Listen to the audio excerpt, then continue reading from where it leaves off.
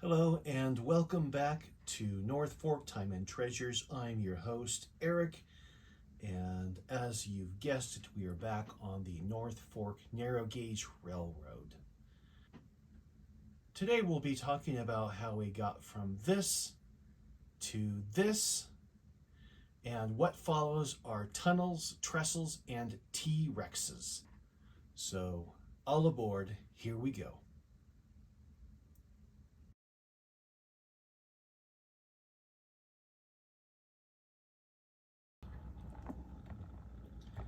Well, welcome back, guys. Here we are on for another adventure on the railroad.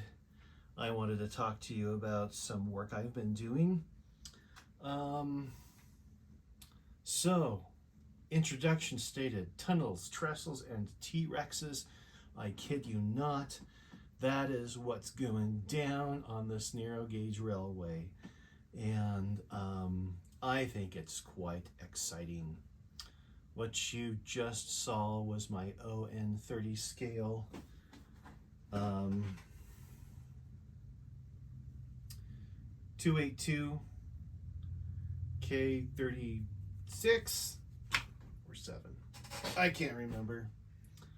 I'm fairly new to the Colorado Narrow Gauge Railway. I served most of my time and many years on Santa Fe Steam.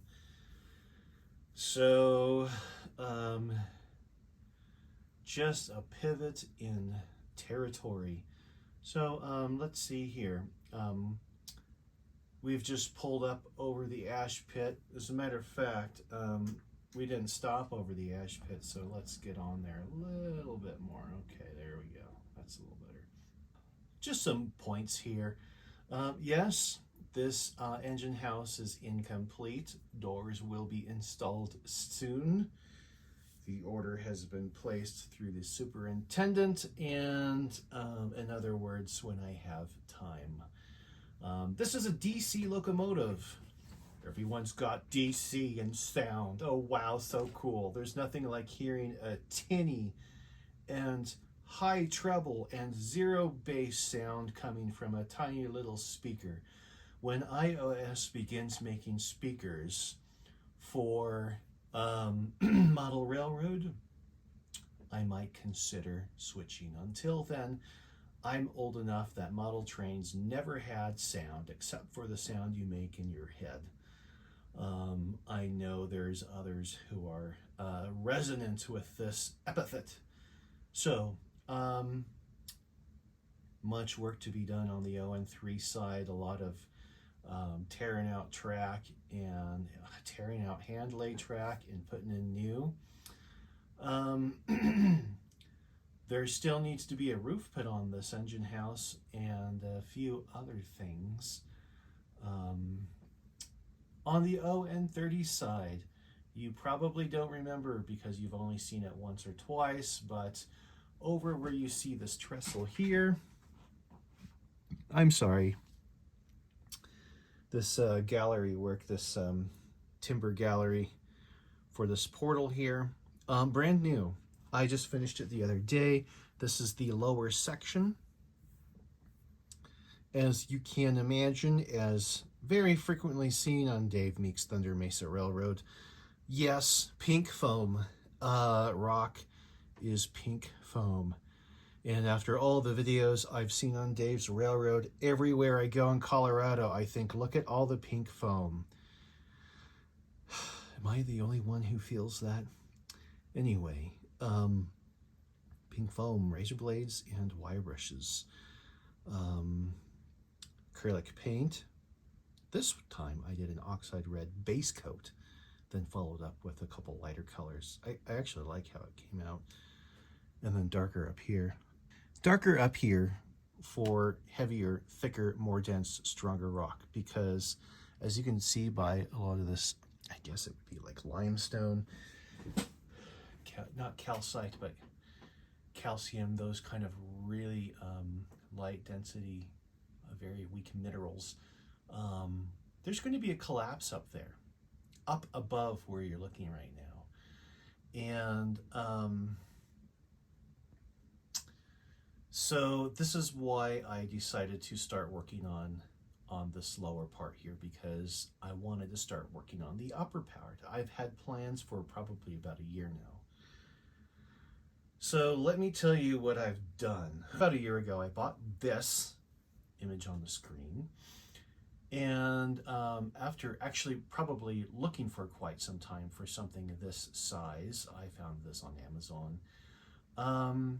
I then took half of that skeleton and laid it in my own bed of plaster, and I'll put a few pictures up here, and excavated the thing myself, because the way it came in the box, it was, you can excavate it, but it was a puzzle. So, you know, the neck bone was connected to the pelvic bone and a lot of other horrifying things. And so I had to excavate it, break it apart, put it together, put it back to, well, I had to cut pieces of it off because I didn't want to make this thing too thick, right? So I laid it in my own plaster mixed with acrylic paint to create more of a, not a white, but a darker cream color, possibly limestone or stuff like that. My inner geologist is currently in a coma, so don't ask for those sorts of things. So as you can see, I have a full T-Rex skeleton, minus the leg. Here, I'm going to show you what it actually looks like right now. Minus the leg, okay, because the legs, this is going to be back up here, and I'm going to show you a picture. Well, I can probably lean in there. Actually, I can't lean there because I can't reach over there. But this is going to be sitting up between those two pink foam pieces, okay? I have already started building the collapse site.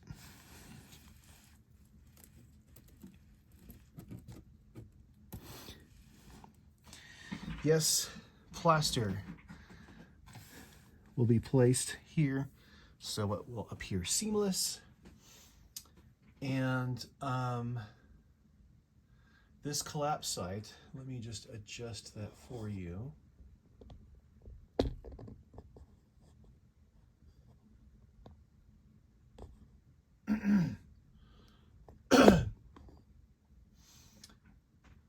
Yeah, so you can kind of get a better view here. This will be up in here. All of this is going to be, it's going to have the top on the hills here, except for this entire collapse right here. Well, there just happened to be some fissures and a cavern. Well, the cavern was right over the tunnel. Now there's another line that runs up here, okay? And matter of fact, I should probably run that back there so you can see it. So basically, there is going to be a tunnel that's up here, or a collapsed tunnel, underneath the now clear cavern with the dinosaur bones in there. And so I'm going to just run a train up here so you can see what's going on here. And I just ran him up a second ago. I'll bring him up here and stop.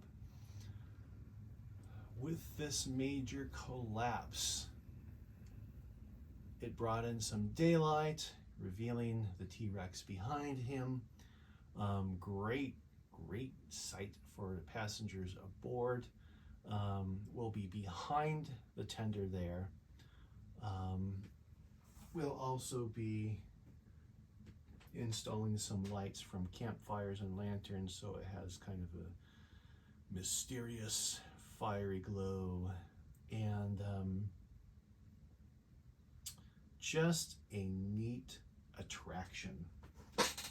I know there's wiring available for model railroads, and plug and play is cool, but wouldn't it be nice to take these $1.99 flameless tea lights, long-lasting LED, disassemble them, run wiring up from a battery pack, or perhaps even a small enough transformer, make my own manifold, and install LEDs up in the tunnel, so I don't have little silly little tea lights sitting there. You know, let's be professional, but let's be creative at the same time and save some money. So anyhow, that's what's planned. I don't really have much else to say for that, so I think we're just gonna call it. You know, one thing I will talk about is the bottom here. I mentioned this is pink foam. I'll show you a few pictures of the process and the painting process. And I already talked about having a base coat of iron oxide and then touching it up with other colors. And then the timber gallery up here and all the supports. These are simple project wood, nothing special. All was just weathered with a mixture of IPA, not beer, but isopropyl alcohol, and then some a few drops of leather dye, right? So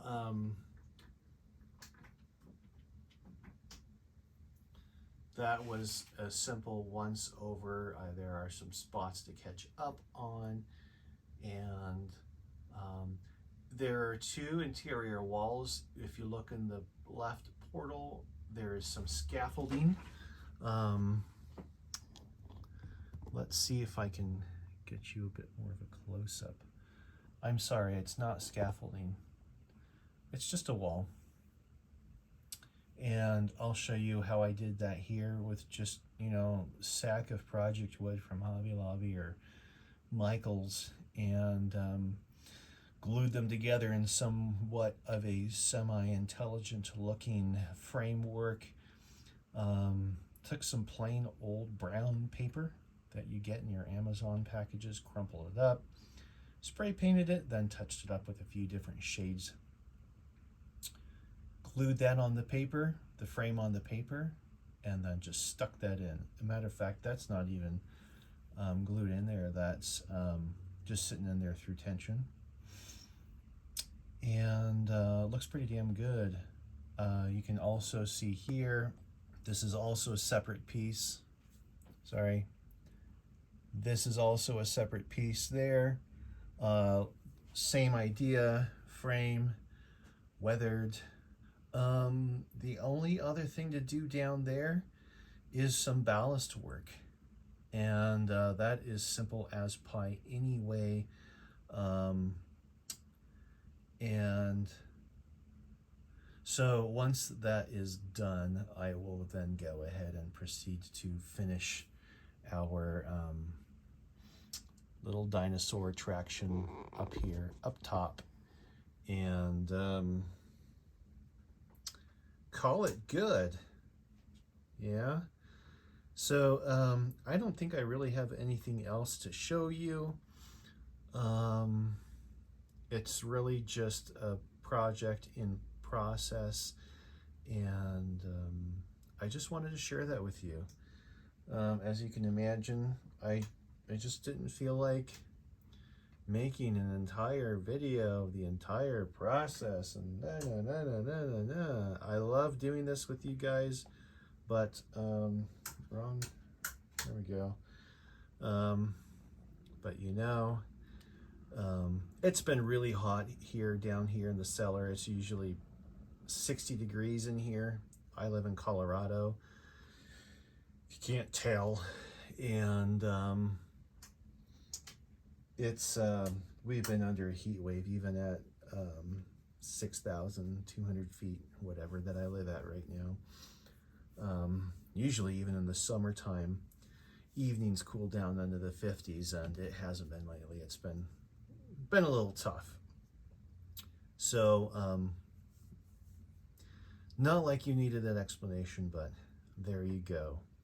If you're anything like me, I do care about the people I watch, you know, on YouTube and my other fellow railroaders. I'm just a warm kind of person, and if you are too, then you certainly can understand not only why I hadn't made a video of the process, but why I'm sharing it with you, because we are all still friends and we are all still connected by rails and by spirit. How about that, huh? Okay, I can't think of anything else. If I do, I'll put it in a short or something like that. I hope you don't mind the still video and me yapping away, but I guess what else is new, huh? Another project on hand is, I told you the lead in my yard here was rather tight. Matter of fact, I'll show you that real quick just for fun. So here we are standing on the yard lead. I've mentioned before there is a problem with this radius versus the engine size, and these switches I have are of horrible quality that will eventually be replaced.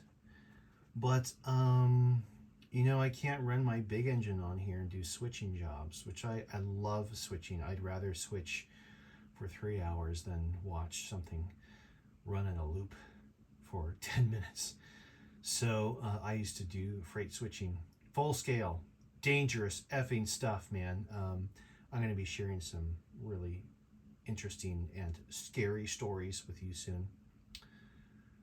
So someone recommended a diesel switcher and an ON30 that I'm going to convert to ON3, and then I can do some switching jobs here, which will be fun. Of course, I'm going to record that. If you're wondering what this is, that's the lower half of that vertical boiler I told you about. Where's the top half? Well, I think you might find it at the top of the hill that has collapsed, and we'll be doing that shortly. So there's the main project. Here's an upcoming project, and I think for now, as this video is long enough, talk to you guys later. All right, till then, keep them on the rails. Bye.